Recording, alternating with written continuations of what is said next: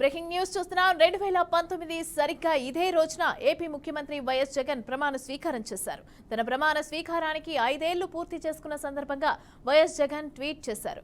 దేవుడి దయ, ప్రజలిచ్చిన చారిత్రాత్మక తీర్పుతో సరిగ్గా 5 ఏళ్ల క్రితం ఇదే రోజున మన పార్టీ అధికారంలోకి వచ్చిందన్నారు. కులం, మతం, ప్రాంతం, రాజకీయాలు చూడకుండా ప్రతి కుటుంబానికి మంచి చేసిందని తెలిపారు. ప్రజలందరి దీవెనలతో మళ్లీ ఏర్పాటు కానున్న మన ప్రభుత్వం ఇదే మంచిని కొనసాగిస్తూ రాష్ట్ర సమగ్రాభివృద్ధి దిశగా మరిన్ని అడుగులు ముందుకేస్తుంది అని ట్వీట్లో చెప్పారు.